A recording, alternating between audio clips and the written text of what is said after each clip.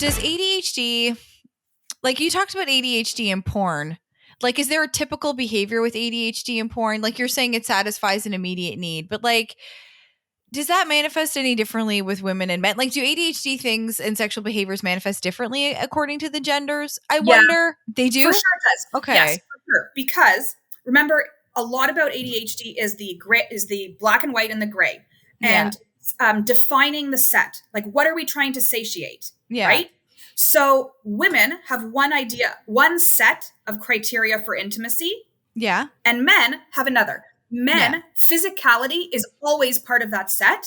Yeah. And for women, emotionality Yeah. is always part of that set. And I'm going to say that always, meaning always, but it's not always because we know we're all different. Yeah. Right? Yeah. And, so when I often counsel people to be very realistic, women want their partner A, who is emotional, wants emotional intimacy, also wants their partner to intuit that need. I don't want to have to tell him. I want him to know. Yeah. And partner B is like, holy smokes, I did A, I did B, I did C. Now could you please? Hello. Yeah. Yeah. And it's about being on having different sets. Yeah. So it's true. Yeah. And I'm going to also say that it's less women, men in that case, because I want to be fair and real. Yeah. That it has to do with personalities. Everybody has a little bit of a different set. And that's what partnership is about, right? That is figuring out what the other's expectation is and then matching the skill.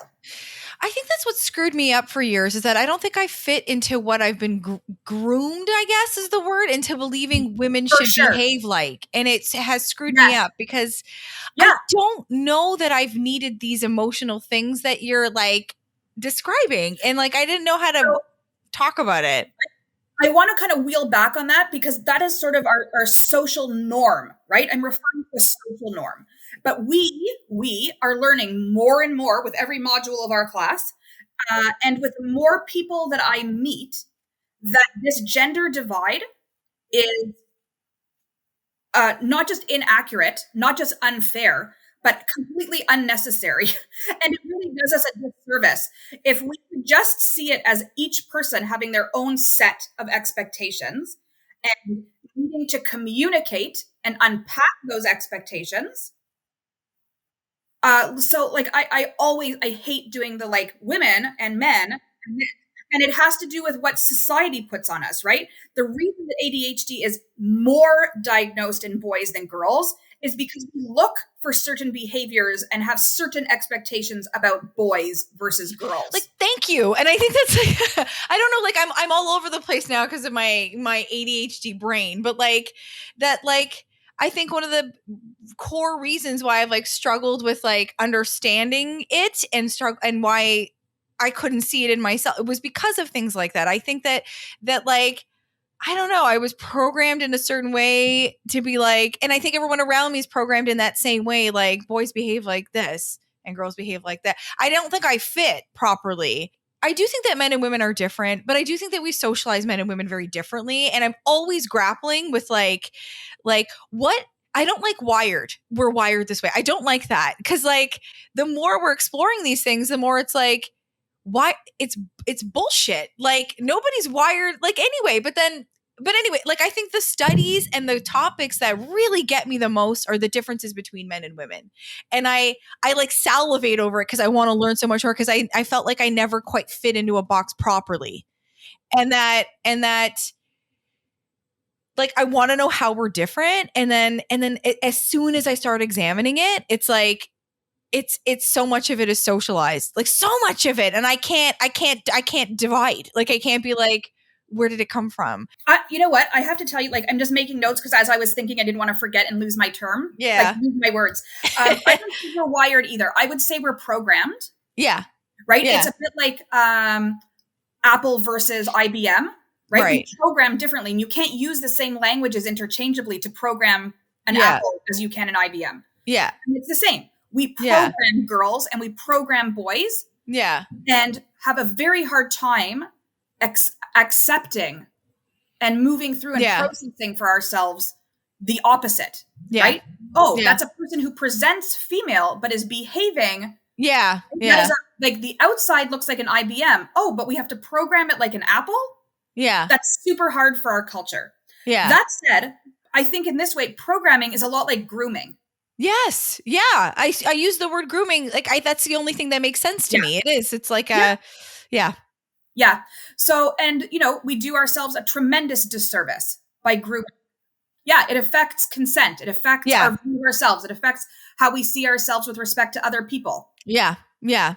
Like I feel like I put you in a strange spot because I asked you about the differences between men and women. It's like you can't like talk about that without opening all these other doors and windows where it's like, I want to say we're different, but like, I don't know, because we like, we don't diagnose it the same way in women because we have expectations for them and we have been groomed into thinking certain things about them, and then it manifests itself in all these different ways. Absolutely. In all fairness, though, when I see in my office a very diverse demographic of people from different places, like ages, stages, geography. Yeah.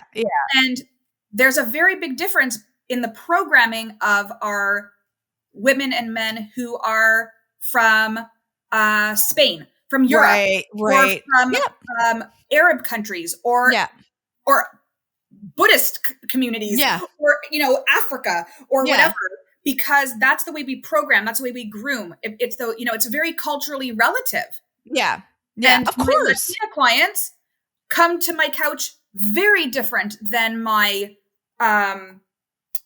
like my native Canadian clients. And we really have to take that into account. We really have to, because when they define their set, when they have their expectations, and when they find their words, they mean different things.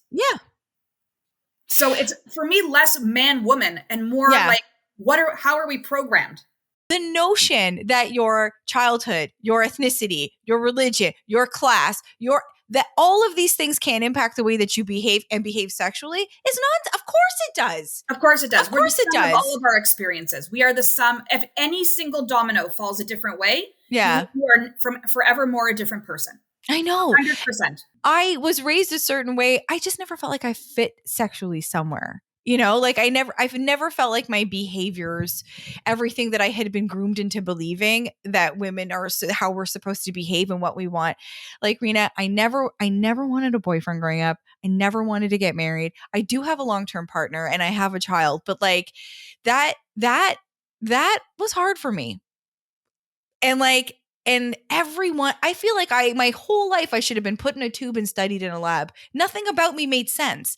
And like, I have a sister and a brother, and like, of course we are different people, but raised in the same settings, and like, they seem fine. Like, my sister's married and wanted that. And like, I don't know. Anyways, and now I've really turned this into a therapy session, but like, I just never felt that like, that they're like the way that people talked about women and emotion and set, like, I don't know that I ever fit there. And like, and I wonder if it's ADHD, or if I wonder if it's how I've been, like, my experiences, maybe a little bit of A and a little bit of B, but a lot of it has to do with how you perceive yourself with respect to the boxes, like those boxes that our society has set out as like deeming them acceptable. Right. I like to take every box and shift it to a rhombus. Okay. Right? I mean, we manage very well as a culture with non-negotiables, right? We need laws, we need commandments, we need bylaws, we need rules of the game. Right. And within that, we like to be super negotiable. We like to be we like to have creative license. Mm-hmm. Mm-hmm. So when you say like you never quite fit, right? There were these boxes and you were trying really hard to fit yourself into those boxes. Yeah. Sometimes, though, there's a lot of comfort and safety in the gaps between the boxes. Yeah. Oh, that's me. I've just felt like people, like, when they've really gotten to know me, have always tried to like diagnose me. Like, oh, that's why you are the way that you are, Oh my goodness. Well, look, this is what I'm like, I think. Maybe you're the weird one, Yeah, well, maybe you are. Look, zebras can be white with black stripes. Yeah. Or they can be black with white stripes. Yeah. Nobody will win that argument. Right. So just because everybody in your box decided that zebras are going to be white with black stripes. Yeah. The only reason that you stand out is because you're black with white stripes. Yeah. So but silly. Yeah. It's so silly. Yeah. It's so silly. And really, it's to their detriment because they're just missing out. Mm-hmm. Thank you. Yeah, I love you so much. And I find people tend to be really dismissive of ADHD, and we've talked about this, that they're like, I have ADD, blah, blah, blah. I'm so funny. Like, no, it's actually can cause you a lot of grief. Like, and it can really piss you off, and it can impact your relationships, and it can impact your sex life, and it can impact the way that you see yourself and the way that you've been programmed into thinking other people are supposed to see you. So when people are so dismissive of ADHD, like, oh, like, I'm so weird, like, oh, my phone rings and I do this on Instagram for 10 minutes. I'm so crazy. Like, do you know what I'm saying? It's like, go to hell. That's not what it is. Sure. It's not. Not. And I think that we tend to use the term in the same way we say we're starving. Yeah, exactly. Like, yeah. I'm exhausted. Yeah. Like, yes. It turns into like an umbrella term, like, yeah. People say like, oh, you're so OCD. But yeah, really, and that's another one that gets thrown around quite a bit too. To the people who really are OCD. Yeah. Like, there's no fun and games there. Yeah. Same with, my oldest is gifted. Yeah. And it's really hard to be gifted. Like, yeah. And I often would say, like, what is the gift? Yeah. Where's the gift? Merry Christmas. This is not fun. Yeah. Right? Yeah. And we do, as a culture, we tend to try and belittle things that are really super challenging. Yeah. And we, again, do ourselves a disservice. Yeah. We do. Well, in that vein, what if let's just say, I know I have a friend is like, really needs to satisfy and satiate immediate need. She's like that. Yeah. And like, what if, the person she's with is a human being and, doesn't always want to be like that. Not a blow up doll. And like, really what I'm trying to say is like, and this happens a lot. I posted this thing on Instagram about mismatched sex drives. It's really a mismatch in sex drives. And I like ADHD. Let's supposing you're a person that's got ADHD and you have a high sex drive and you're hyper. And like, let's say you're with somebody that's not. Like, do you have any tips? Yeah. Talk to your partner. Well, okay. Like, yeah, great. Talk to your partner. But I mean, like, so this is my life philosophy in general. Yeah. Radical honesty and epic bravery. Yeah. You have to be really real and you have to unpack your set for one another. Yeah. When I talk about my sex drive, this is what my set looks like. This is what I need to have happen. Yeah. This is what it is. And you have to do a lot of soul searching to differentiate between what you need and what you want, what it looks like and what it doesn't, what it sounds like and what it doesn't. Like, you need to be super clear that what you're looking for is physical, not emotional. Yeah. And your partner has to be super specific. And then you've got to collaborate. Yeah. It is, and it has to come from a place of kindness, not a place of duty. Yeah. Because comes resentment. Yeah. So in all kindness, in that sort of reciprocal, very kind of open, radical, brave, compersive. So like not out of jealousy kind of thing. Right. Right. You want that other person. You are getting joy and pleasure out of that other person having joy and pleasure. Yeah. You really have to break it down into specific acts and behaviors to figure out what you need. What is going to satiate the itch? How are we going to do this? How do we come together on this? Where can you come a little bit this way and where can I come a little bit that way? Yeah. And you, like, if you can't, then you need to kind of maybe figure other things out. Think outside of the wrongness. I remember you talking about, I guess something's coming to mind. Remember the tantric sex bingo you talked to me about? Can we talk about tantric sex bingo? Because I know, like, I know some friends who thought that was great. So it can be bingo. Some people call it, one client I have calls it his sex diet. Okay. It is not really a diet. Yeah. The idea is that if your itch is satiated by having an outlet every day, you need to know, right? Like, when you're at work, you need to be like, oh, later this is going to happen. Yeah. Where you can decide with your partner that, say, Mondays is kissing only. Right. Tuesday is touching only. Wednesday is watching only. but you can have as Ooh. much of it as you want. Thursday is only words. You can narrate it, you can talk it, you can describe it. That's it. But every day, you know that your itch is going to be satiated. Some people do it different. Some people, both partners put on little pieces of paper or like Post-it notes, like one their thing, their fantasy, their demand, their whatever. Yeah. And then they crumble them all up and put them in a bowl. And every day they pick one. Wow. And it satiates an itch, right? You know you're going to be satisfied. You know your partner is on board because, again, it's all about consent. Of course, yeah. It's all about working through the parameters. It's all about trusting your partner to respect those parameters. Yeah. And about your partner respecting that you're going to be honest. Yeah. And that 24 hours later, 3 months later, 2 days later, you're not going to be like, you know that thing? I actually hated it. Oh my God. Right? Or like, actually, I wasn't satisfied. Yeah. Yeah. Right? Like that kind of betrayal when you don't say what you mean and mean what you say. Yeah. So hurtful. That is my advice to the friend. Yes, I'll tell her. Well, and her partner. And her partner. And her partner. Yeah. Oh my gosh. See, we're almost at an hour, so I'll wrap it up. Like what I've been trying to do is end every episode with people telling me what their favorite sex scene in a movie is because I love movies so much. And like I kind of asked you that already. And if you had one, you just go ahead and share it. And it doesn't even need to be a movie. It can be a TV show. It can be a music video.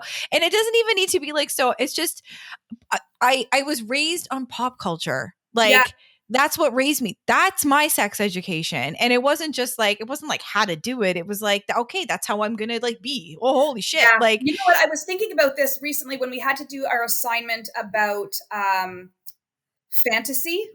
And we had to write our own erotic fantasies. Yeah. And I was trying to really think about this. And like when I look back at my life, the moment where I was like, I can't believe that happens. Was Top Gun with with the instructor. It's Tom Cruise. Yeah, I know. Yeah, Top Gun. I'm trying to think. The volleyball scene? He's that was a good scene. But that wasn't it. But the whole idea that you can walk into a place and have this connection with another person that can then be pursued, that someone would pursue. That was a big sex, kind of like, wow. What does Tom Cruise do exactly? Are you talking about when he pursues Kelly McGillis? Is there like a specific scene where you're like... No, the whole movie is about that. How he's a student and she's an instructor and like they have this, like, it's like a choreography between them, right? It's like the chemistry. Yeah. But I think you like a little power play. I think you like a nice little power dynamic. I think I maybe want to be a little pursued. I want to feel interesting enough or whatever enough that someone that I would be worth pursuing. Right. Oh my God. Yes, Rina. That was like the thing where I was like, wow, sex is about that? It's about like, I know I've said it a couple times, but like when I ask people, how'd you learn about sex? And then people say all kinds of stuff. They're like, oh, this song, this music video. And it's like, the way that we teach sex is all about like reproduction and preventing reproduction. And then when I ask people, like, how did you learn about sex? By their own description, they are talking about things that have nothing to do with that. It has to do with behavior, being pursued, feeling wanted. What's my identity? And like, who do I like? And like, oh my God, I just realized that I'm bisexual. And it's like, well, who I like now is who I am. And I can't separate the two. It's like your sex education is all of these different things because your sexuality, like sex isn't just make a baby. Like people have sex for all different kinds of reasons, Do they? They do. Oh my God. Now looking back, actually now kind of thinking that through, I think that what I probably learned about sex came from my mother's soap operas. Oh, wow. So very dramatic and glossy. Yeah. And has music playing. Oh my God. Yeah. There are commercials on either side. Yeah. Like that kind of thing. Yeah. I hate, like, it's so... like, take my breath away. You're like, that's how it's got to be. I have to be like that. And then you're like, it's not that. It's so not like that. Oh my God. No, okay. Well then, so Top Gun is your come to Jesus moment where you're like, there it is. Is there something you'd like to just like a quick tip, which is so hard to do because it's like, you're talking about people's lives and livelihoods and experiences and blah, blah, blah. But like, is there a quick tip or something you can leave ADHD people with? That is, ADHD can be your superpower or your kryptonite. And if you can look at yourself in the mirror, figuratively and literally, right, to find out who you are and to figure out what your wants, your needs, your strengths, your weaknesses, all of that. If you can really look at yourself, then you can start to use all of your strengths and your superpowers to conquer the challenges and the weaknesses. And it's the same with sexuality, and it's the same with sex. When you can figure out and see yourself, what your value, what your contribution, what your beauty is, you can really meet yourself where you're at. And then you actually have a hope and heck of satiating your itch. Yeah. Yeah. How's God that? bless you. God bless you. I just like you so much. Oh my God. I think this, like, there might be a part 2, or I'm going to have like Tuesdays with Rina, Tuesdays with Maury or something. Okay. So anyways, thank you so much for coming on my show. You're welcome. And coming on my podcast. And this is the first of many, many, many. I love you so much. Amazing. Thanks so much for doing this. Bye, everyone.